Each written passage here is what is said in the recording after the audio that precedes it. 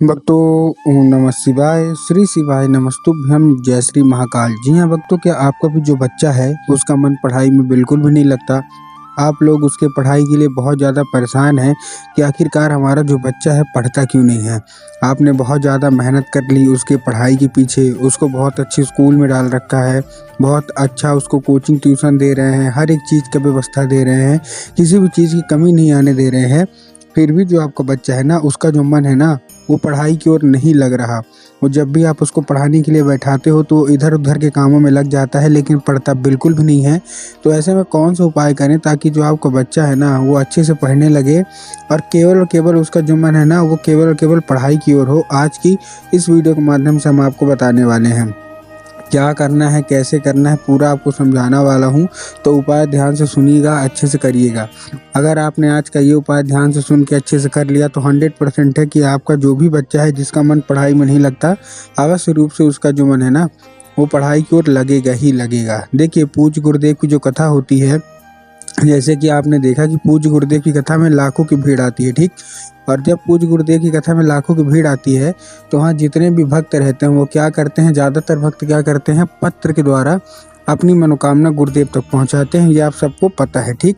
तो अभी गुरुदेव की कथा चल रही थी, आज से कुछ महीना पहले की बात है। गुरुदेव की कथा चल रही थी, गुरुदेव कथा में लाखों की भीड़ आई। जब गुरुदेव की कथा में लाखों की भीड़ आई तो वहाँ बहुत सारे लोगों ने क्या किया, पत्र के द्वारा अपनी मनोकामना गुरुदेव तक पहुँचाई।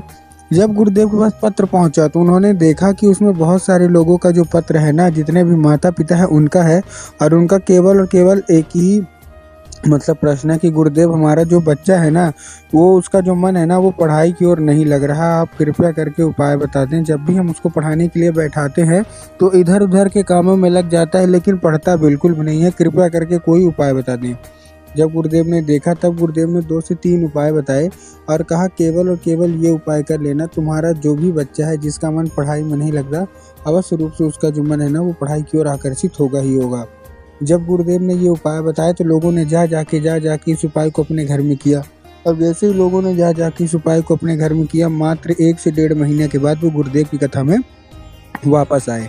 जब वो गुरुदेव की कथा में वापस आए तो उन्होंने फिर से गुरुदेव को पत्र लिखा, लेकिन ये वाला जो पत्र था ना, ये गुरुदेव को धन्यवाद के रूप में पत्र था कि गुरुदेव धन्य हो आपका, आपके द्वारा बताया गया उपाय हमने कर लिया है, हमारी सारी की सारी मनोकामना थी, जो सारी की सारी जो इच्छा थी अवश्य रूप से पूरी हो गई है, आपका कोटि कोटि धन्यवाद। तो देखिए, जो लोग भी मेरी आवाज़ अभी सुन रहे हैं, अगर आपको भी जानना है कि आखिर ऐसा कौन सा उपाय है जिसको करने मात्र से लोगों की सारी जो इच्छा है, सारी की सारी जो मनोकामनाएं हैं जो कि वर्षों पुरानी हैं और अभी तक पूरी नहीं हो रही है, तो आज का वीडियो आपके लिए है। ध्यान से उपाय सुनिएगा, अच्छे से करिएगा। लेकिन उससे पहले चैनल पर अगर पहली बार आए हैं और आवाज़ मेरी पहली बार सुन रहे हैं तो वीडियो को कर दें लाइक और चैनल को भी कर लें सब्सक्राइब, ताकि पूजनीय पंडित प्रदीप जी मिश्रा के रोज़ नए नए उपाय जो कि मैं उनकी कथा से सुनता हूँ, श्रवण करता हूँ, सबसे पहले मैं आपको प्राप्त करा सकूँ, ठीक। तो देखिए, आपको टोटल 3 उपाय बताऊंगा। पहला जो उपाय है वो काली तिल और धतूरे का है। इसके बाद मैं आपको फूल का भी उपाय बताऊंगा और पान का भी उपाय बताऊंगा, ठीक। तो जो हमारा पहला उपाय है वो 3 काली तिल और 1 धतूरे का है। ये उपाय आपको अपने बच्चे से ही कराना है, आपको खुद नहीं करना, ठीक। आपको क्या देना है, उसके हाथ में 3 काली तिल और 1 धतूरा।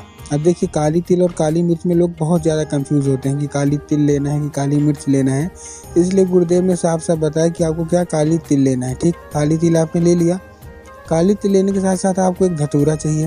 धतूरा कहीं से भी खंडित नहीं होना चाहिए, कहीं से भी कटा फटा नहीं होना चाहिए और कहीं से भी खराब नहीं होना चाहिए, इस चीज़ का आपको ध्यान रखना है, ठीक। ले लिया। लेने के बाद आपको करना क्या है, अपने बच्चों को भेज देना है सीधा सीधा शिव मंदिर। अब जैसे ही आपका बच्चा शिव मंदिर पहुंचेगा, शिव मंदिर पहुंचने के बाद आपको दक्षिण दिशा में खड़े करवा देना है उनको, और उत्तर की ओर उनका चेहरा करवा देना है। अब देखिए, दक्षिण और उत्तर में बहुत सारे लोग कंफ्यूज भी होते हैं कि दक्षिण क्या होता है, उत्तर क्या होता है, हमको थोड़ा साफ साफ बताइए। तब गुरुदेव ने साफ साफ बताया है कि आप जिस भी शिव मंदिर जा रहे हैं उस शिव मंदिर का जिधर साइड जलाधारी होगा, आपको अपना चेहरा उधर साइड करके खड़े हो जाना है, ठीक। आप खड़े हो गए।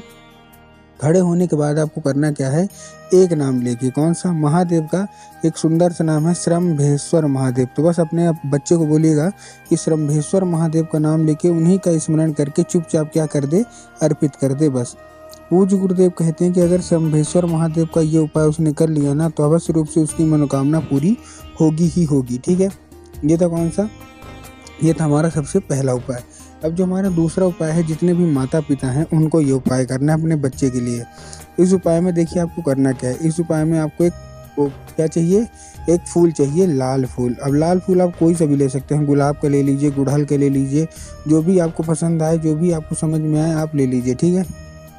लेने के बाद आपको करना क्या है, जैसे आपने ले लिया, लेने के बाद आपको सबसे अच्छी बात इस उपाय की है कि ये उपाय आप अपने घर में कर सकते हैं। मतलब इस उपाय के लिए आपको कहीं बाहर नहीं जाना, इसको आप अपने घर में ही कर सकते हैं। सबसे पहले आपके पूजा घर में माता सरस्वती की फ़ोटो होना अति अनिवार्य है। अगर आपके घर में माता सरस्वती की फ़ोटो है तब तो अच्छी बात है, लेकिन अगर आपके घर में माता सरस्वती की फ़ोटो नहीं है तो आपको सबसे पहले माता सरस्वती की फ़ोटो लाना है और अपने घर में उनको स्थान देना है, ठीक। दे दिया।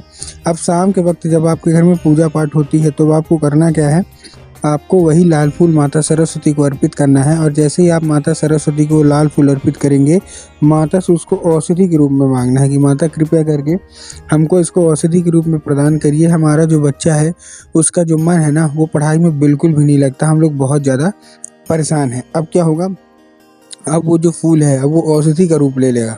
तो बस आपको करना क्या है, उसमें आप जब आपका बच्चा उस रात खाना पीना खा के सो जाए तो बस आपको एक चीज़ करना है, क्या कि वही जो फूल है, ठीक है ना, वो फूल अपने बच्चे को हाथ में रात को उठाना है और अपने बच्चे के माथे पे 2 से 3 बार फेर देना है। पूज्य गुरुदेव कहते हैं कि उस फूल के जरिए स्वयं माता सरस्वती उसके दिमाग में प्रवेश कर जाती हैं और उसका जितना भी दिमाग इधर उधर की चीज़ों में लगता है वहाँ से न लग के केवल और केवल उसका दिमाग पढ़ाई की ओर लगने लगेगा, ठीक है। ये था हमारा कौन सा, ये था हमारा दूसरा उपाय।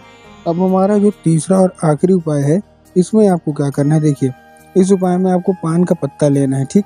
पान का पत्ता आपने ले लिया। पान का पत्ता लेने के साथ साथ आपको एक शहद लेना है। ये उपाय आपने सुना भी होगा लेकिन हर बार आपने गलती कर देते हैं, इसको ध्यान से सुनिएगा। इस उपाय में आपको पान का पत्ता लेना है और पान के पत्ते के साथ आपको शहद। पान का पत्ता कहीं से भी खंडित नहीं होना चाहिए, कहीं से भी खराब नहीं होना चाहिए, अच्छा हरा होना चाहिए। पूज्य गुरुदेव कहते हैं कि महादेव जितना जल्दी प्रसन्न होते हैं उतना जल्दी वो क्रोधित भी होते हैं। तो आपको महादेव को क्रोधित करना नहीं है, प्रसन्न करना है। तो बस आपको क्या करना है, पान का पत्ता अच्छा लेना है, उसके साथ साथ आपको उसमें शहद का लेपन कर देना है और अपने बच्चे को भेज देना है कहाँ, इसको लेके सीधा सीधा शिव मंदिर। अब आपके दिमाग में आया होगा कि शिव मंदिर जाएगा बाबा भोलेनाथ के ऊपर अर्पित करवा देना है, जो कि पूरी तरह गलत है। आपको क्या करवाना है, आपको उसको माता शोक सुंदरी के ऊपर अर्पित करवाना है। अब देखिए, जिनको पता है कि माता शोक सुंदरी की जगह कहाँ होती है उनका तो ठीक, लेकिन बहुत सारे ऐसे लोग हैं जिनको यही नहीं पता माता शोक सुंदरी की जगह कहाँ होती है। तब गुरुदेव ने साफ साफ बताया कि जो जलाधारी होती है, जलाधारी के राइट मतलब दाएं साइड में माता शोक सुंदरी की जगह होती है। तो बस आपको करना क्या है, माता शोक सुंदरी की जगह पे अपने बच्चे के हाथ से ये पान का पत्ता और शहद का लेपन वाला आपको अर्पित करवा देना है। पूज्य गुरुदेव कहते हैं मात्र 1 से 1.5 महीना करवा के देखिए, आपका जो बच्चा है स्वयं अपने आप पढ़ने लगेगा और आपको कभी उसको मतलब पढ़ाने की जरूरत नहीं पड़ेगी और पूरे स्कूल में वो टॉप आएगा।